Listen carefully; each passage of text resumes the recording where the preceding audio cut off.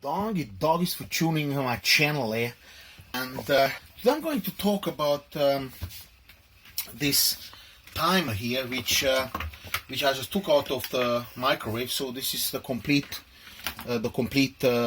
control panel from a broken. Well, it wasn't even broken. Someone just threw it out and chopped off the lead. So I don't know if it was broken or not, because I don't need a microwave. I just removed this bit, and I just want to show you how cool it is. And you know, you can pick up these microwaves everywhere, whether that's just people dump them, and without any changes, you just can create yourself a pretty cool timer. Now I would like to recommend you one of those blocks. They're really cool. As you can see, the fuse is in here. It's broken because normally it should be here, but that piece of metal or whatever it was in there, it just fall out. But you can't really electrify yourself, because these things going right on these slots, right? And power is only when you close this, right? So like this, you can touch anything, nothing's gonna happen. So let's go for it. Brown goes to brown. Right, then we've got the neutral that goes there, and we've got the light. We've got the neutral goes there. The brown is obviously the live. L1. So we put that on here, and just plug it in. And as you can see, the light is on, but nothing is happening. So it's no power. It's no power given to the equipment. And now you put it on it, and now boom, and the power is right here. Now look how cool this is. You've got let's just do like a 30 seconds quick. You have that in here. Obviously put it into a nice enclosure and make sure it's nice. And then in here, obviously every microwave is slightly different. This didn't really have a brand, but hang on, maybe let me have a look. Oh no, sorry, of course. Ooh, it's actually a good one. Yeah, that's a Kenwood one. As you can see, this is Kenwood. And but I'm pretty sure with the Kenwood microwaves there are also several different types. But on this particular model, you just press.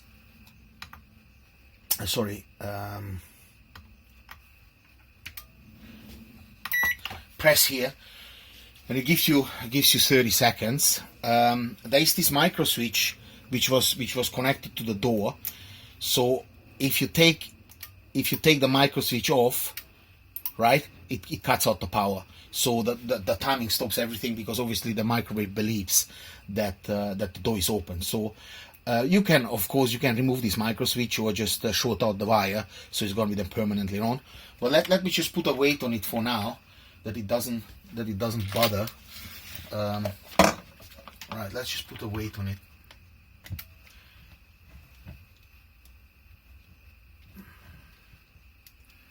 This is not ideal. That will do the job. A little bit of, yeah, perfect. Now, okay, let's delete. And again, like 30.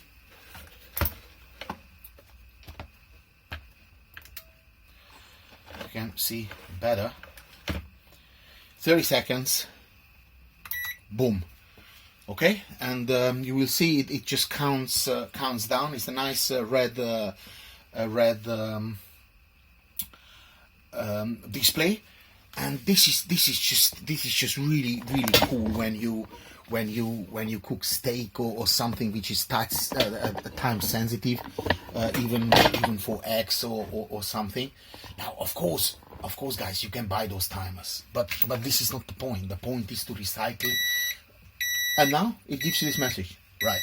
So you can go, you can chill, you can talk to your mates, and it's gonna give you a message that the 30 seconds is over. And I think it's gonna kick it back in a few seconds, because I think it will give you more beeping. I don't know, but let's wait a little bit.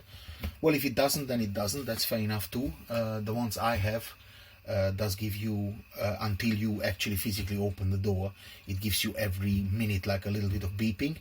So in this particular case, I don't think it does it, but it's okay. It doesn't really matter.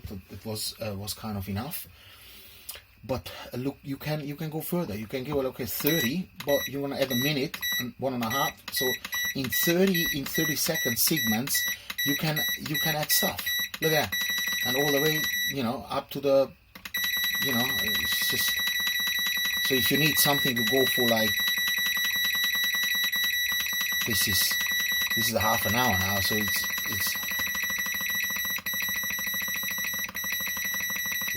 crazy. Look at that,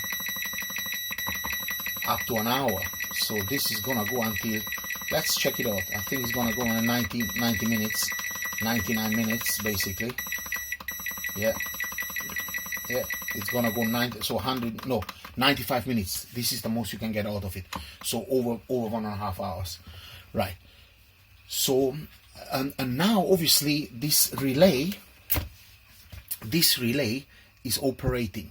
Now on here you can put a light, or you can put a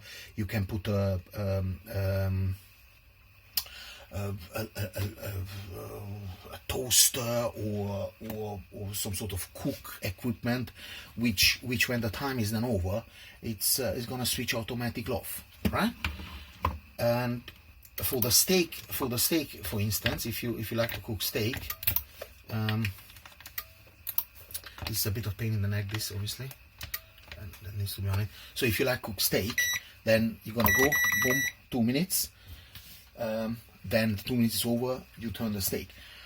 Now you've got here other options as well with the clock. So you can set up the clock very easily. So let's see, what is it now? 150, right? 150. Boom. 150. And you have a little clock going on as well. The only thing is, obviously, if you unplug the microwave, if you unplug the unit, then there's no battery, so the time will be, you have to reset the time. But that's a nice little feature. And of course you have here then other things, example where you can go and say defrost. You have two options with the defrost. You can choose the weight.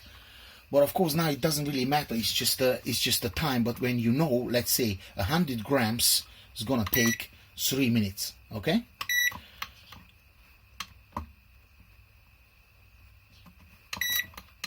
Right, 100 gram takes 3 minutes.